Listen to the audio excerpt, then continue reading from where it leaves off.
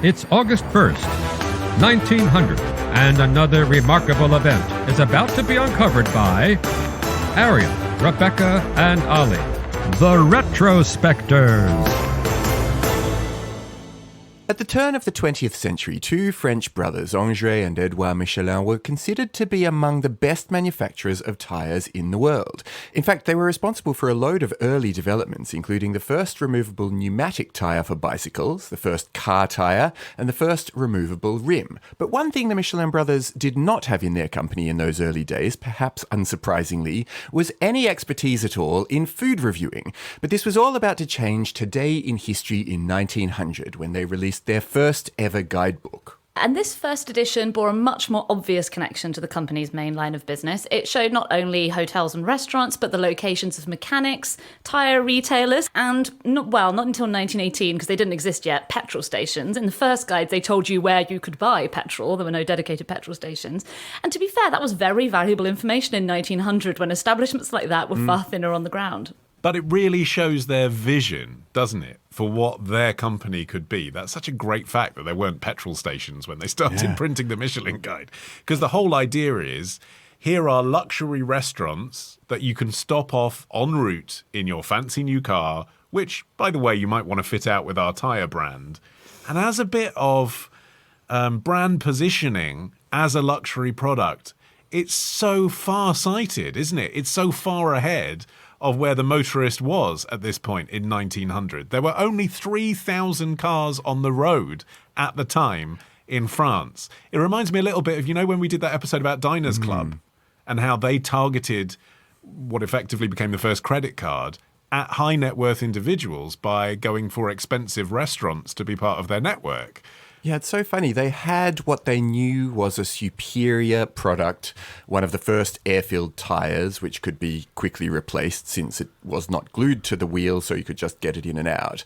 But they first had to convince people, as you're saying, Olly, that cars themselves were a good idea. People hadn't started buying them. And so they were kind of thinking up almost like test cases for what you might like to do if you were the proud owner of an automobile. And so this was the thing. They came up with a guidebook that showed you the basics of how easy it was to get around in one of these things, but also why you might want to use one in the first place and where it might take you and all of the exotic adventures you might have if you gave up your horse. And it massively worked. Their tyres are still thought of as a premium brand. It's basically them and Pirelli are the ones you pay more for. And that is based largely, I think, on this association still.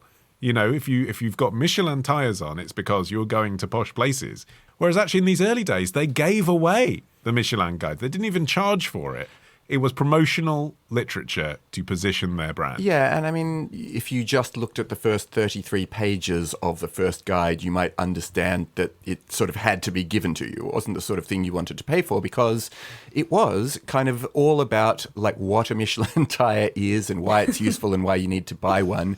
Ads for car parts manufacturers occupied the next 50 pages. It's basically like when you get the recipe book with your air fryer. Yeah, exactly. That's what it is. Yeah, it's like, I didn't know I could do that with it. Welcome to our club. Now you can do all this stuff. Yeah, but then you had maps and basic information for about a dozen towns that made up the bulk of the guide. And then, as you say, Rebecca, there was like information on how to get petrol, because it was sold at pharmacies in those very early days. So you had to go to a pharmacy and say, headache tablets, cocaine, and several litres of gasoline, and then be on your way again. What wasn't in this first edition of the Michelin Guide in 1900, though, were star ratings. Those didn't arrive until 1933.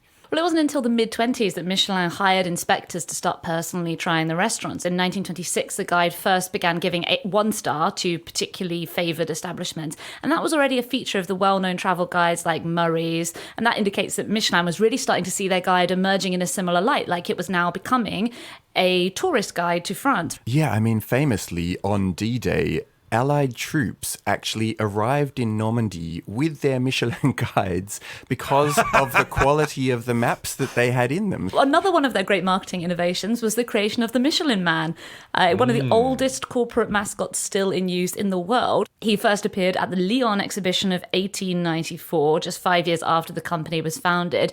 And his real name, it turns out, this was news to me, is Bibendum. It comes from the Latin epigram, Nunc est bibendum, now is the time to drink, which seems like a really odd slogan for a car tyre mascot.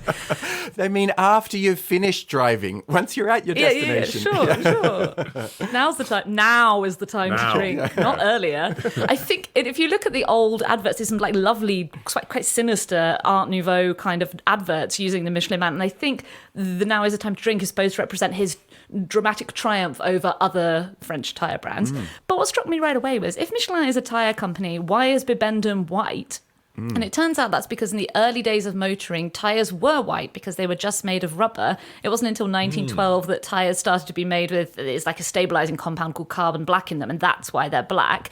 And actually, when you look at the oldest ads featuring Bibendum, you can see his rings are much thinner. He almost looks like a mummy, and that reflects the fact that tyres were very narrow at the time. Well, also part of what they were going for, because in the early days they really were very shamelessly elitist, I suppose, because cars were still the preserve of very rich people. And so that's why, Bibendum chomped on a cigar and had the champagne flute and all of that. But it's also why the Michelin Guide continues to this day to really only select a handful of restaurants as being places that are worthy of their stars. There are now hundreds of thousands, if not millions of restaurants around the world, and only a few of them get even 1 star. And that's because, right from the start, these guides were specifically focusing in on, say, the 12 best restaurants across the whole of France, and these were the places that you wanted to go. And by you, they meant the people with the serious money. There have been efforts over the years to update that kind of rigid French fine dining concept of what good food is.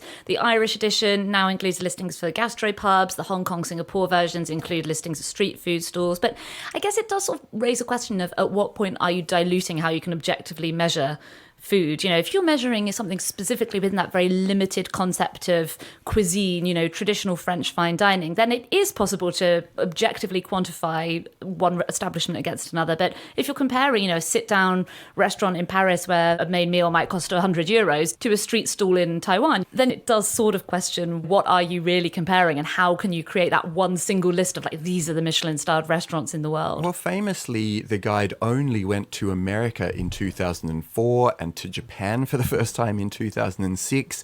It's only published guides for Brazil since 2015 and China since 2016. So it's really been for a long time just kind of, here are the best restaurants in the world, but by the world we actually sort of just mean France. It's sort of built on the assumption that French cuisine is the best. In Europe. Yeah. And you're right. That's the same thing, that they take that same idea with them when they go overseas, and they look for French-ish restaurants with the But kind of what's wrong with that? They are a French company, well, true. And I find it interesting that since going to Japan has now got the second highest number of Michelin stars in the world. So there's 758 in France, 554 in Japan. And interestingly, Italy is in third place with 432 stars. And you do think what all those cuisines have in common is a kind of discipline, isn't it? There is this love affair between French and Japanese cuisine. There's a lot of great Japanese restaurants in Paris, isn't there? Yeah. And it's to do with the fact that chefs in both nations, and Italy is the same in terms of its proud kind of cultural heritage, isn't it, will just learn one thing and be a master in that thing for 20 years. And actually, that's one way of looking at food. And another one of the reasons why Michelin has been slow to expand into countries, I think, is because of the huge burden of work on the inspectors. The official inspectors, they work in total secrecy. They're unknown even to their colleagues in the business. They're forbidden from speaking to the press. They're even instructed not to tell their families unless they start bragging about, my son, the Michelin inspector. That's brilliant. I mean, it's not exactly Mr. and Mrs. Smith, is it? I mean, if you found I think out... in France, people would be bragging if their child was an inspector from the Michelin. Yeah. No, I just mean if you found... I didn't mean Mr. and Mrs. Smith, the hotel guide, by the way. I meant Mr. and Mrs. Smith, the Brad Pitt, Angelina Jolie action film, where they each don't know that they're working as a secret agent. It's not that kind of deception, is it? Can you imagine a husband and wife who both don't know the other one is also a Michelin guide inspector until they meet in a restaurant? Put on their scuba kit and go down into the garage where they've got laid out their sushi rice washing system. Do you see that Not the 9 o'clock news sketch where there's like the waiter goes up to the maitre d' and this guy going, I think there might be a Michelin inspector in the restaurant tonight. And they're going, oh, where? Over in the corner. And the camera just pans around and it's just Bibendum in a giant costume at the table. Tomorrow. He actually grabbed the strap of his life jacket, put it between his teeth, and then begun swimming. Ditch the ads and get a Sunday episode when you join Club Retrospectors. Patreon.com/Retrospectors.